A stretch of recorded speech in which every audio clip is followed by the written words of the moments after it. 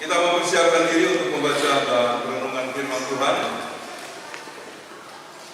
Sebelum kita membaca dan merenungkan firman Tuhan, mari kita tundukkan kepala, kita berdoa mohon bimbingan Roh Kudus. Kita berdoa. Ya Allah, Bapa kami yang ada di dalam surga, sedia hati kami untuk membaca dan mendengarkan firman-Mu.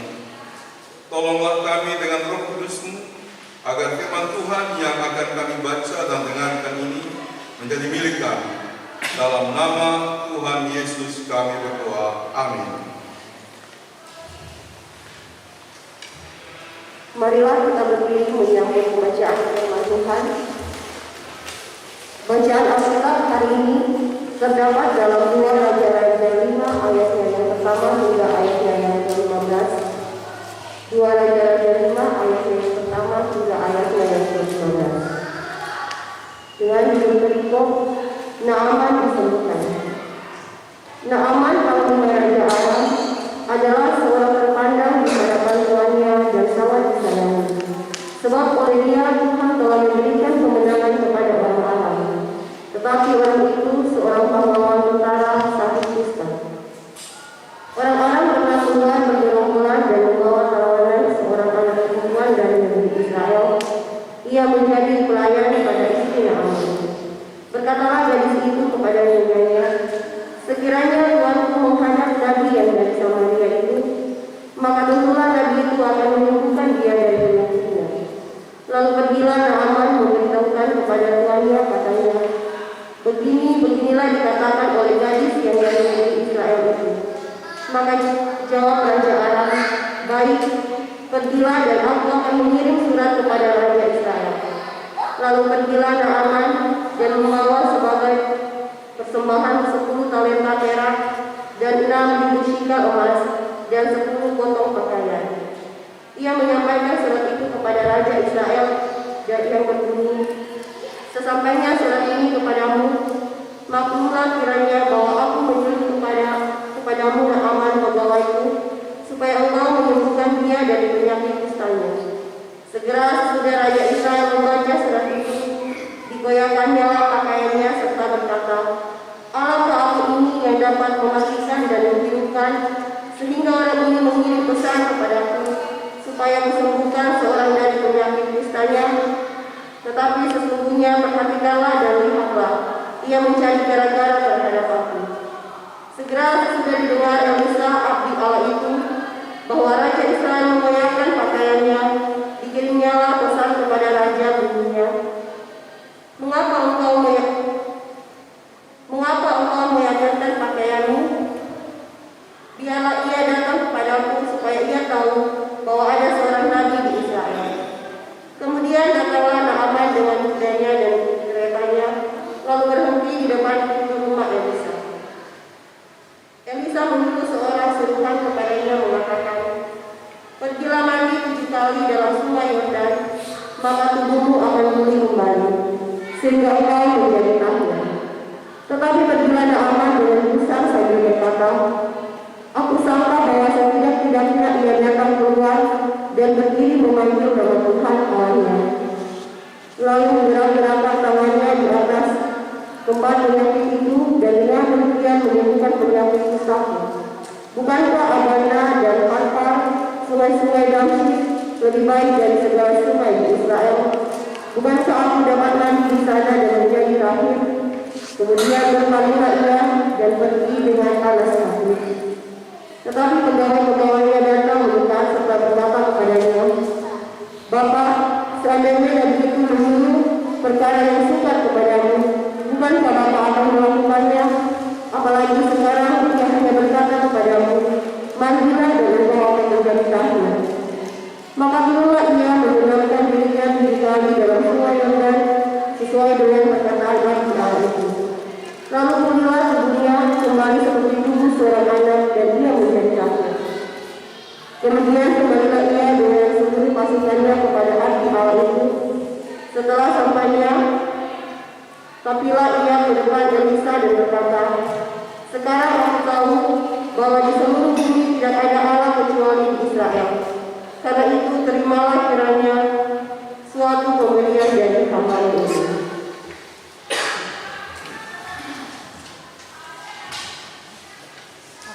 Yesus berkata, yang berbahagia ialah mereka yang mendengarkan firman Allah dan yang memeliharanya. Haleluya.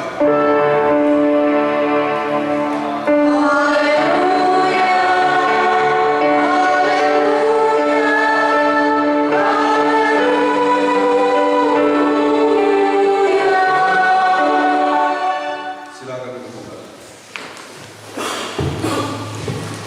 Bapak Ibu saudara-saudara, Salam.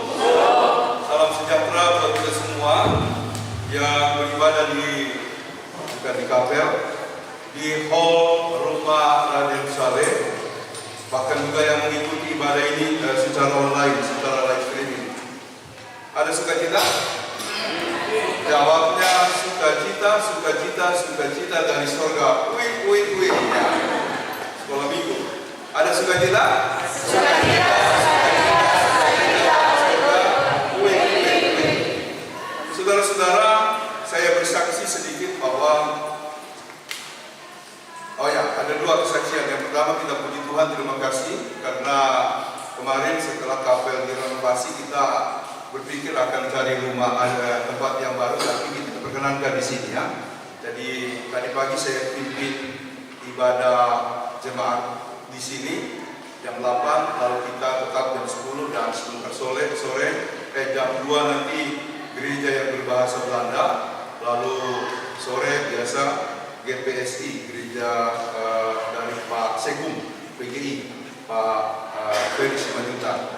Kesaksian yang kedua, saya dan keluarga berterima kasih puji Tuhan, kita sudah melakukan akte jual beli rumah yang dulu sempat saya sampaikan ya, dengan total harga, ini bukan soal harga, dengan total harga 1.550.000.000 ya. Jadi sedikit membuat kami cemas dan ada juga khawatir, tapi kita coba tolak ya dengan doa-doa tiap malam. Saudara-saudara, tahap pertama dulu kami harus membayar uang jadi 100 juta.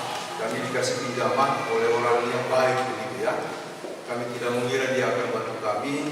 Lalu tahap kedua kami harus menggenapkannya 500, jadi kami bayar tahap keduanya itu 450, itu dari bank. Tahap berikutnya itu pinjaman pribadi gitu ya, pinjaman pribadi 500 juta. Dan lagi-lagi ada orang yang tidak kami sangka-sangka membantu gitu ya. Saya berkunjung waktu itu ada Chloe dengan Ewe, jadi saya anggap mereka itu bawa berkat begitu ya. Saya berkunjung ke sebuah keluarga Batak, kebetulan dia udah nanya kenapa saya lalu ke situ, lalu kemudian kebetulan ada Chloe dan Ewe saya bawa. Pokoknya dia senang ya dengan anak-anak ini ya. Lalu kemudian saya utarakan maksud saya, langsung dia penuhi begitu ya. Sangat banyak, dia percaya. Saya bilang buat surat perjanjian nggak usah, saya tahu Pak Pendeta, ya kan? Jadi ada juga dari jemaat kita, terima kasih. Lalu selanjutnya tahap yang terakhir kita harus cari 500 juta, itu agak susah ya. Tahap pertama kita pinjam di koperasi, itu koperasi yang kami kenal, sudah deal, tapi lama. Kalau saya diskusi dengan seorang Pak Jordan Chinese, teman yang punya rumah, dia bilang Pak Pendeta kalau dia tahan artinya dia nggak berkenan. Bu Arta ada sedikit usah, saya bilang tenang, jalan Tuhan itu luas panjang, ya. Lalu kemudian itu 3 bulan kita proses, lalu kemudian kita proses lagi di Bintara, itu sekitar 3 bulan, sudah sampai ke percakapan dengan notaris, biaya-biaya notaris begitu ya, tapi batal. Hanya karena mau dia itu adalah akhir Juli, tapi yang punya rumah baru bisa datang di atas tanggal 2, dia batalkan. Lalu kami pergi menemui Pak Direktur itu yang sebenarnya masih pemilih dengan Ibu Arta, dan kami lalu bertanya. Nah, dia bilang kami batalkan, sudah kesepakatan para komite. Nah, Ibu Arta waktu itu agak bereaksi, ya kan, dia agak protes. Saya bilang, Ma, tidak apa-apa. Kalau tidak di sini pasti Tuhan buka jalan, ya kan? Tuhan buka jalan. Dan itu 3 bulan loh. Nah, makanya kami minta maaf kepada yang punya rumah, harusnya Desember selesai, tapi baru Agustus selesai. Nah, lalu kemudian kami berjalan, ada info, ada PTR yang baru, tapi kami udah agak sanksi, nanti kami proses begitu juga, ya kan? Tapi Ibu akan bilang begini, kita coba saja lah, berkasnya sudah lengkap, tidak susah kan, cuma kirim berkas. Kemudian kirim berkas, 2 hari kemudian orangnya datang ke appraisal rumah, langsung tanya perlu berapa, sekian Pak kami bayar. Kenapa nggak sekalian dengan biaya-biaya notaris? Bisa nggak Pak? Bisa. Jadi tanggal 23 yang lalu. Jadi saya waktu itu sanksi kayak lama. Masa cuma pergi mandi di Abana dengan di mana tadi bilang Parpar, Abana dan Parpar, sungai-sungai Damsik jauh lebih bagus begitu ya. Kalau Reni misalnya ke Tentena mau mandi, sungai Tentena Korulatea dengan yang bisa gelek, lebih bagus saya punya. Di belakang rumah dia punya air jernih sekali. Masakan saya mau mandi di Tentena. Tapi kalau Reni dia sudah mandi di Tentena, makanya dia berhasil, ya kan? Dia kan sekolah di Tentena dulu, dia berhasil gitu ya. Jadi kira-kira seperti itu ya. Jadi terima kasih Bapak Ibu, saya tahu banyak yang mendoakan. Yang di rumah kemarin-kemarin kita diskusi, ada Imran, ada yang sakit lalu, ada termasuk ada Andi, ya kan, yang juga ikut berdoa bersama-sama. Terima kasih sekali lagi. Bukan menceritakan kelebihan, tapi saya mau mengatakan jalan Tuhan itu indah dan tepat pada waktunya. Saya bilang kepada istri saya, tidak usah khawatir, tidak usah takut, lakukan saja yang punya Tuhan, Tuhan yang akan melakukan punya kita. Ya, jadi itu kesaksian saya, saudara-saudara. Dan hari ini tema renungan kita adalah mujizat Tuhan muncul dari hal-hal yang seringkali dianggap remeh-temeh. Ya, ngapiwasiku, apa itu remeh-temeh? Boleh ya. Jadi natori, apa itu remeh-temeh, Papi? Remeh-temeh itu najawat itu hal-hal sepele, ya, hal-hal biasa yang mungkin tidak dianggap orang, justru dari situ. Saudara pernah nonton film Karate Kid? Ya, yang dirilis tahun 2010, saya nonton di bioskop. Lah, saya jarang nonton di bioskop, tapi karena saya tertarik, saya nonton. Kemudian saya nonton di televisi 2 kali. Jadi pemain utamanya itu Jaden Smith ya, yang bernama di film itu namanya Dre Parker.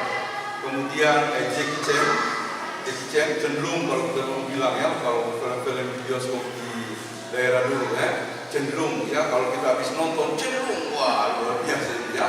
Itu Jackie Chan, dia Mr. Han. Lalu kemudian ada Wen Han ya, yang jadi teman ceweknya si Jaden Smith. Lalu kemudian ada lagi Sensei Wang begitu ya, lawannya si Jaden Smith. Jadi saudara, Jaden Smith, Dre Parker dengan ibunya pindah ke Cina di Beijing. Nah, lalu kemudian si Jaden ini lalu berusaha ya menyesuaikan diri.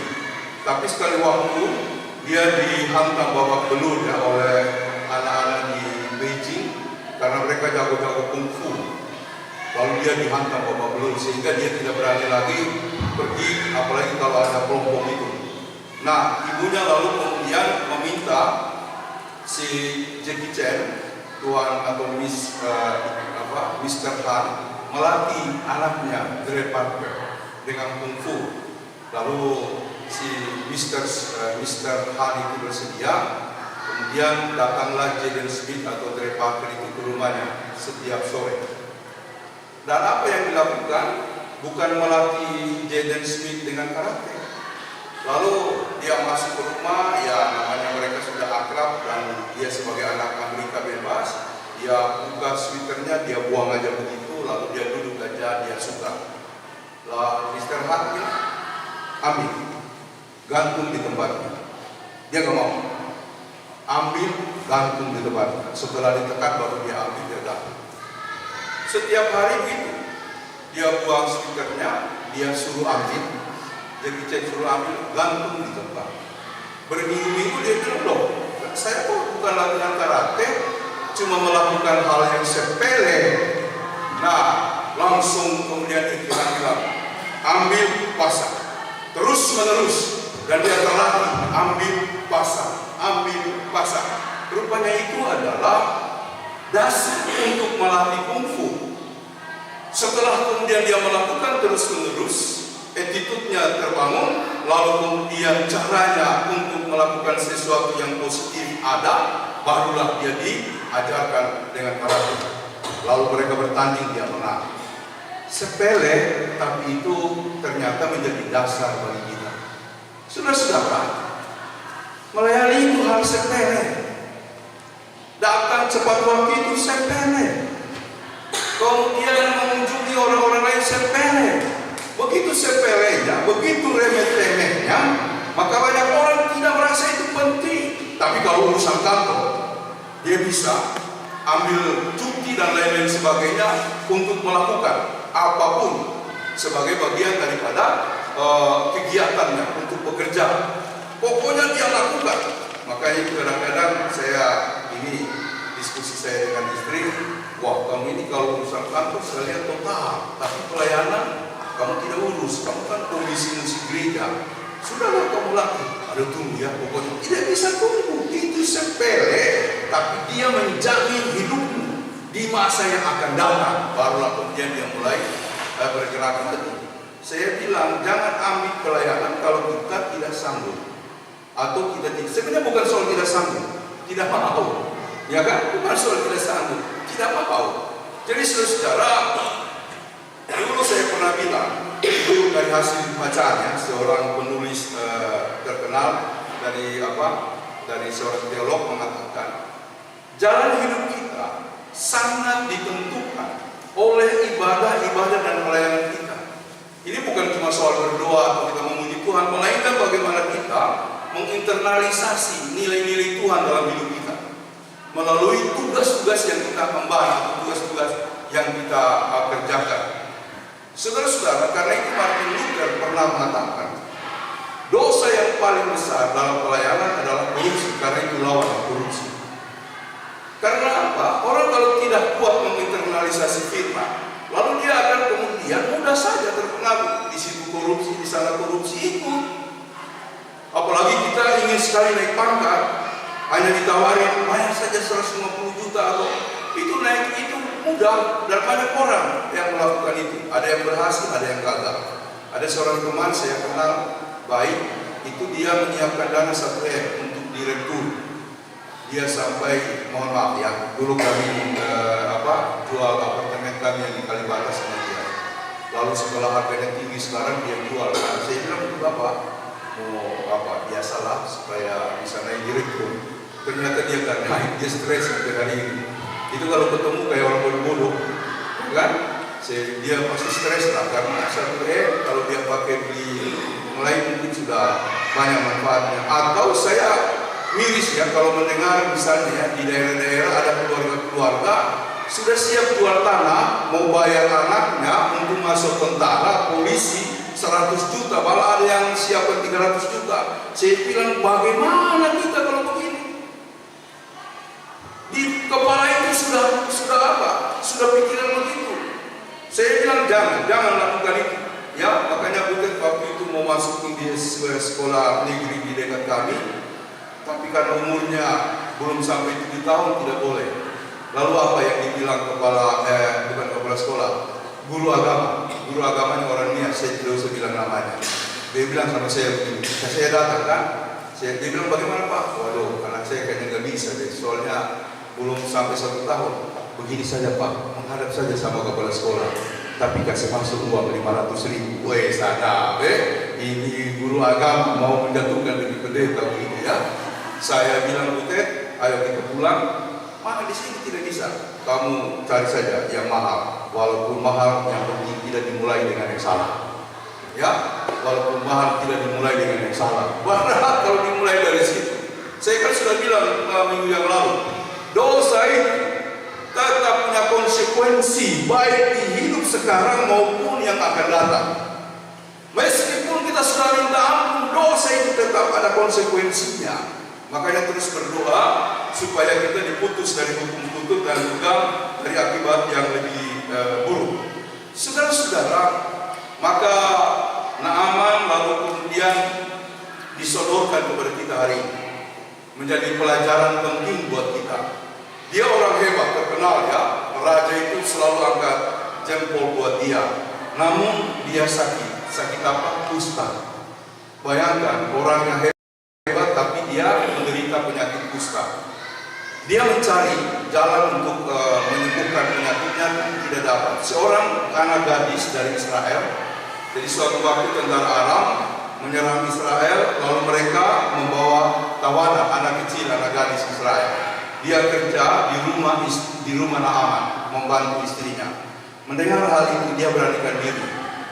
Ibu, katanya kepada istri dari Naaman, di Samaria ada seorang abdi Allah. Dia bisa mendoakan Bapak Naaman. Pergilah ke sana. Maka lalu kemudian Naaman bergegas, dia melapor kepada raja. Raja menyurati raja Israel di Samaria. Ini raja Arab ya, menyurati raja Israel di Samaria. Lalu membaca surat itu, dia mengoyak-ngoyakkan jubahnya, bajunya. Karena apa? Emang mereka anggap saya ini siapa? Saya bukan siapa-siapa. Saya tidak bisa menyembuhkan. Lalu kemudian si Elisa mendengar hal itu, dia memberikan informasi bahwa suruhlah tamu kita itu datang kepada saya, nanti saya mendoakan dia supaya sembuh. Pergilah Naaman ke tempat Elisa, namun sesampai di rumah yang dia dapati hanya suruhan dari Elisa yang mengatakan bahwa Elisa berpesan, pergilah ke sungai Yordan, lalu basuhlah dirimu 7 kali dan engkau akan sembuh. Disitulah Naaman merasa, loh, kok bukan Elisa? Saya kan orang hebat. Kamu datang ke sini lewat surat jalan dari raja. Masa cuma suruhan yang kemudian menyambut saya? Lagi pula disuruh mandi di sungai Yordan, Parpar, Abana, sungai-sungai Damsik, itu jauh lebih indah. Namun pengawalnya mengatakan begini, Bapak Naaman, kalau Bapak Naaman disuruh naik gunung Everest, ya, waktu itu belum terkenal gunung Everest ya. Kalau Bapak misalnya disuruh naik gunung Libanon, Bapak jalan kaki supaya sembuh, saya kira Bapak akan lakukan. Masa cuma disuruh nyemplung tidak mau? Dia sadar. Oke, kalau begitu kita berangkat ke sungai Yordan. Dan sampailah dia di situ, dia membenamkan dirinya 7 kali, dan apa yang terjadi, dia sembuh. Dan lahirlah sebuah pengakuan. Baru aku tahu bahwa Allah Allah yang hebat. Saudara-saudara, mungkin kita orang bilang kecil, mungkin orang bilang kita tidak ada apa-apa. Orang kalau datang di sini, oh masih pinjam tanpa rupanya kamu, ya kan? Tidak apa-apa, lakukan dengan tulus. Dan dari sini nanti akan ada orang-orang yang hebat luar biasa. Ada amin? Paling tidak anak-anak kita. Saudara-saudara, saya tidak punya kepentingan apa-apa. Mari kita melayani sama-sama. Saya cuma ingin generasi kita yang akan datang itu mempunyai suatu kesempatan untuk bertumbuh. Mereka bernyanyi, lalu kemudian ada pelayanan sekolah minggu di bawah naungan GKSD Glori Jakarta, dan kemudian mereka akan menjadi orang hebat. Untuk apa? Untuk kemuliaan nama Tuhan. Ya, untuk kemuliaan nama Tuhan. Saya sendiri, saudara-saudara, tidak bisa lari dari GKSD. Tidak bisa lari dari GKSD. Sebenarnya saya bisa pindah. Apalagi GKI ada 2 GKI yang pernah minta. Dengan jaminan yang top share ya, jaminan kalau dia daftar gaji, kendaraan sama rumah, saya bilang kalau umpamanya saya ini orangnya materi selama saya ikut. Sebenarnya saya materi juga. Siapa sih yang tidak butuh uang? Materi juga. Cuma begini. Kalau peraturan GKST, misalnya kita nggak ada beasiswa, saya kan cari sendiri beasiswanya dari S1, S2, S3. Itu kalau kita pindah bisa. Tapi waktu saya dulu pulang minta rekomendasi untuk studi S3, Pak Isak Pole ajak saya di ruangannya begini. Balik. Sebelum saya buat surat rekomendasi untuk studi S3, saya mau tanya dulu balik. Kalau Ngana lulus nanti, Ngana masih mau balik di GKST atau tidak? Wih, Kaget saya ya. Masih mau balik di GKSD atau tidak? Yang begitu kan tidak boleh lama untuk jawab. Pak C, saya akan balik. Saya akan melayani di GKSD. Dia bilang, saya sudah sakit-sakit, gula saya tinggi.